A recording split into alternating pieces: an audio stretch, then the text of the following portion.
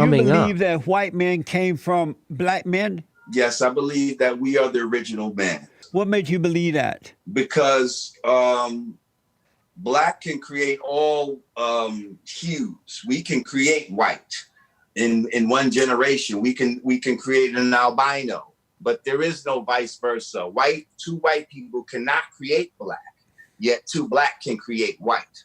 If that's so, and if it's true, why it's definitely true. When have you ever seen two white people create a black child? Some weird things happen. I saw a white woman who pretended she was black, and she worked for the NAACP. If it's true that white people came from black people, why are white people smarter than blacks? Do you believe that white men came from black men? Yes, I believe that we are the original man. And then the white men came from black people as a result of blacks being original? Yes. What made you believe that? Why do you believe that? Because black can create all hues. We can create white in one generation. We can create an albino, but there is no vice versa. Two white people cannot create black, yet two black can create white. Oh, and if that's so, and if it's true, why it's definitely true. When have you ever seen two white people create a black child? Some weird things happen. I saw a white woman who pretended she was black, and she worked for the NAACP or something. When have you biologically, without no funny business, seen two white people lay down and have a black child? It's impossible. I haven't seen it yet, but I don't impossible. Know. But it's impossible. If it's true that white people came from black people, why are white people smarter than blacks? They're not smarter than blacks. But how come they act like they tend to create things? They founded the greatest country in the world, created the greatest country, and the blacks came. In Africa, Africa is all screwed up and by the blacks. Whites are real creative. Their neighborhoods are nice. They get married, have children. They treat people with respect. If blacks are the maker of the whites, why are they worse off than what they created? Because we've lost our way. And the same way that you say, huh? How and why? You know, that's probably the $1 million question. We don't know exactly how. You know, many say it's because we started going against the laws of nature, the laws of God. And this is something that was needed to teach us a lesson. So this man was brought into existence to teach us a lesson.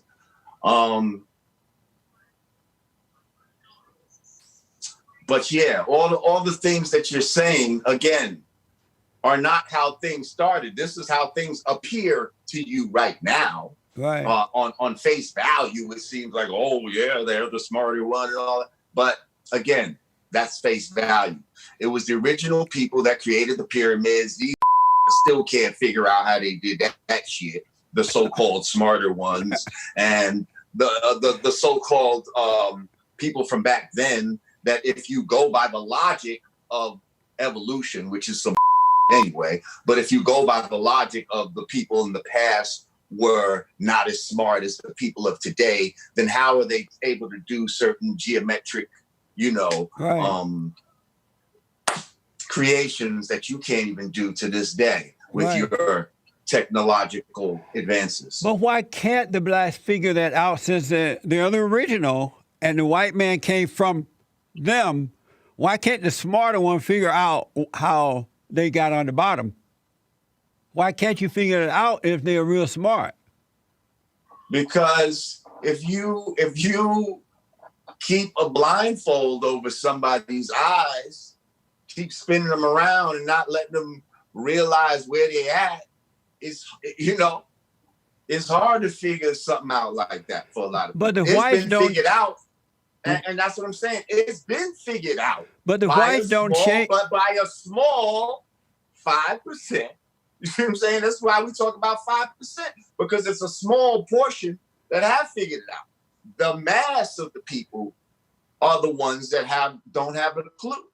And it's a battle, because the 10% are the ones with the resources to proliferate their message. And, the 5% don't have the same resources that these people do. We don't own ABC and NBC and CBS and all these other networks that can, program, the people to whatever message they want. Well, there are a lot of black people out there with money, Jay-Z and you and the basketball players, LeBron James and all those people. And instead of teaching that, they're teaching the blacks to hate the ones that they created. Why won't they teach them to love, and why don't they use that money to build rather than teaching the blacks to hate so that they can get better in life? Well, first of all, I'm not in that group right there. I'm not. You loaded, man. I don't have the type of money that those guys have. What'd you do with your money? And if you research my group, Brand Nubian, we've always been teaching Black love. Okay, that's what we're about. We wasn't no gangster rappers that's, talking about killing each other and selling drugs and all of that. We was making records about, gaining knowledge of yourself and sisters, slow down and don't let it go to your head and all of this type of positive music. So I encourage you to look us up and all that. But why do some of these people do not? Because money don't make you smart. But you could get a movie theater. People get money. That doesn't mean they're all of a sudden socially aware, where they're going to be able to analyze certain things that are going on. They're the same place where they were prior to this, except now they got a little bit of money. And so they don't know what you know about how to overcome the fallen state that they're in. Jay-Z not a lot of them know. Jay-Z and Oprah and Bill Cosby and all those people who have all that money. Barack Obama, the fallen Messiah, Big Mama Michelle, they don't know what you know about how to overcome. I believe some of them might know, but they want to be on the 10% side because it's more lucrative for them. You see what I'm saying? And if you do that, then that's what it is. So they want to control them. You're part of that machine, and now you're part of keeping things hidden. They might know a whole bunch of stuff, and they feel like if they reveal it, it's going to take away from what they have. So they love controlling the blacks. Oh, that's the maniacal, and not just, that's the maniacal thing really of white people that are in control. That's what they really want. They want to maniacally just control black people, especially, and their tool for doing it is systematic racism. So they'll use other black people as a tool for their systematic racism. So are you saying that the blacks with the money, Oprah, Big Mama Michelle, Barack Obama, the Father Messiah, Jay-Z? You make me laugh when you say Big Mama Michelle. So are those people racist toward other blacks? I would feel that possibly with certain policies or certain things that they may support. Yeah. You understand? Yeah. That they might be indirectly racist. You see what I'm saying? It might not seem like they're racist because they're black, but if you follow the trail of some of the outcome of the things that they attach themselves to, it may have a racist outcome. Amazing. And so you believe that blacks are the first on the earth, and then the whites came from the blacks. How do you explain that? Well, you just somewhat said it because you said it kind of brainwashed and they've been dumbed down. How do you explain when, I don't know, I know you don't know, but I was born in Alabama. I grew up under Jim Crow laws. No, I've heard this before. I know a little bit about you, Jesse. It's not my first time seeing you. And you still came on. God bless you, man. And I still came on. Right on. Yes, sir. So how do you explain then if the whites came from the blacks? When I was growing up, black people got married. There were grandparents around who were married. The black parents set examples. They taught us to work while growing up and be responsible, to treat everybody the way we would like to be treated. There were no black leaders and all that crap. The parents were the example, and when we grew up into adult, we became our own leader. God lead us. We didn't have some physical leaders. When we moved into a neighborhood, we would keep the neighborhood clean and decent and build on it and make it look better. How do you, and then, so we had the Jim Crow law with the black water fountains and white water fountain, all that crap, but it didn't affect us in any way at all. We loved everybody the same. We were actually better off at that time, yes. So how do you explain that time, a period in time when the blacks were better off then? They were better than the whites in that they were leading the way in morality. They didn't hate the whites. They didn't hate anyone. How do you explain then and now? You're old enough to know about when during the 60s, when they started to incentivize getting the black man out of the house. Yes. Okay, in order to get welfare and all this stuff. Oh, sister, you can get it, but you can't have no man living in that house. That did happen. You know what I mean? Yep. So once that divide and conquer started coming in, that was the beginning of everything that you're talking about now, Jesse. And that was encouraged by the civil rights leaders, those people who were running the civil rights movement. Yeah, all of that. Oh, let's integrate so we could sit next to these people at lunch counters and all of that. So we could go to school next to people that hate us, that don't want to teach us. It's not in their best interest to even teach us properly. And here we have our own schools, our own institutions. We was doing fine. We had Black Wall Street, all that type of stuff. And, so you we gave agree it all up for integration. Do you agree with me that the civil rights movement was a horrible mistake? It was one of the worst things ever happened to the blacks? The civil rights movement, as far as its integration piece and all of that, yes. But there's no such thing as civil rights. Integration. I know there's no such thing as civil rights. That's a made-up thing, a made-up idea. What do you say it is? Human rights? Yes. God-given right. It's God-given rights. But the one thing that you said, white people didn't hate black people back then. What the white was fighting against is that the blacks were trying to force the whites to love them. And you can't make anyone love you. Had they left the people alone, we would have come together based on character, based on what we believe in. Blacks and white would be better today had the civil rights movement not happened than it is now because of the civil rights. It's divided. Well, that's probably why the civil rights was introduced then. Yeah, to divide. For us not to be able to get along. Yes. You see what I'm saying? And that was part of the plan then. You know what I mean? And we think, civil rights, it helped us move forward. Like we off the back of the bus and all this dumb shit. You're right. Like that really was insubstantial. Like, so what that I could ride in the front of the bus now? My whole community is fucked up. You know what I mean? But I'm riding in the front of the bus. Okay. And that was a setup, even with that woman going to the front of the bus, because the NAACP had another woman. They had picked another black woman to go and sit in the bus, and they had her back. But just before she did it, they found out she was pregnant out of wedlock. And during those days... Oh, I heard about that, yes. So they said, no, you know good. Yeah. Good. So they got this other woman. One. Yeah. So it wasn't like this woman got off work one day and she's like, Lord, I'm tired. I ain't going back in no bus. It wasn't like that. I've noticed that in Europe and America and in the rest of the world, white people seem to do very well. They have, they build, they create. The areas are clean. They go to the moon and they build Tesla cars and they're so creative. And then they come up with a constitution that is about freedom. And they're like, let's invite the colors in.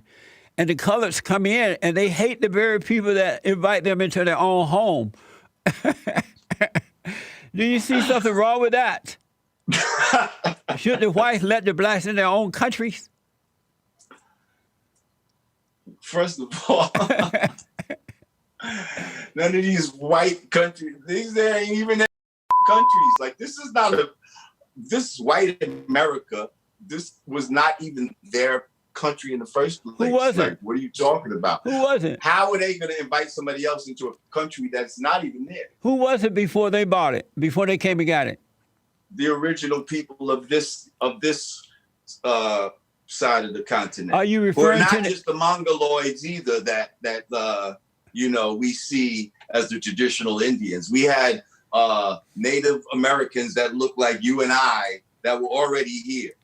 Well, I did hear that some Indians were already here, but they were busy smoking dope, pot.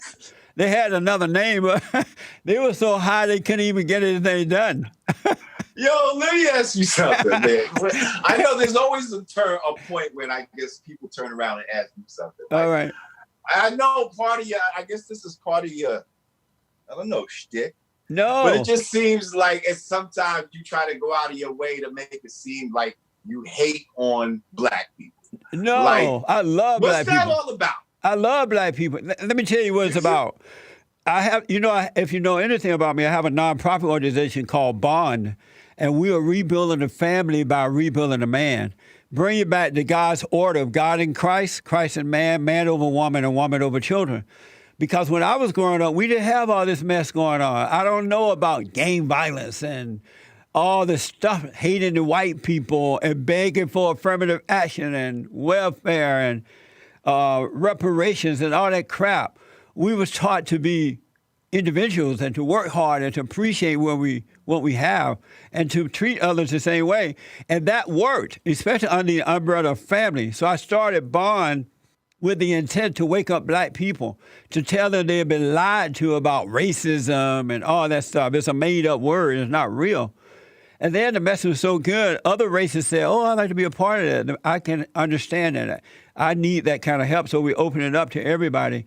Now we have an entrepreneur academy where we're teaching young men how to start businesses, all men 15 and up. Starting a credit union, we tutor, we counsel, we encourage them to buy homes, how to save. And so it's about the character of the person and nothing about the color, because you find good in some people, you find evil in some people.